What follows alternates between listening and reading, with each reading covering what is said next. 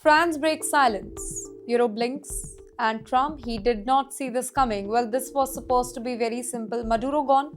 Venezuela, all destroyed. Washington celebrates. The West moves on. But Paris just changed the entire script. France has stepped into the Venezuela storm. Carefully but very clearly. Not cheering, they are not clapping, they are not following Washington's lead here. Instead, France is asking an uncomfortable question. Was this removal really legal? Was this the right way? You're watching Times XP. I am Dhriti Yatri, and here's what France is really saying, and that too in a very simple language. Paris does not mourn Nicolas Maduro's fall. France, well, that country did not defend his record. France did not want him back. But France is deeply uneasy about how this really happened. A US military operation, a foreign leader seized, taken from New York, put on trial. For Washington, this was a justice. Now for Paris, this was dangerous precedent. French officials have now gone on record. They argue that the operation crossed legal red line. That international law, it was bypassed.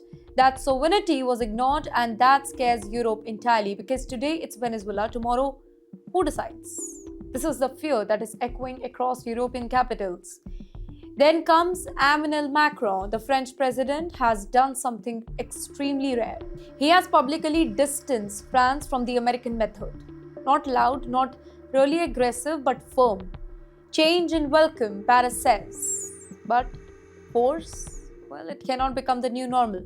This is not anti-America though, this is pro-rules. France is warning against a world where power replaces law and strength replaces consent here. But you know why this matters so much? Because Europe is trapped in a dilemma right now. On one hand, they have Nicolas Maduro's exit that opens door for reform. Venezuelans may finally breathe, and on the other hand, if military seizures become acceptable in the world, no nation feels safe. Europe remembers its history. Borders crossed, leaders toppled.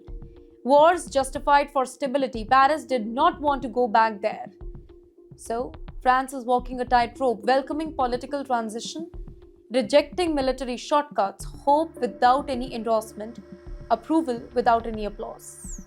And this is where Trump, he is rattled because this wasn't expected from their ally at least, not from France, not now.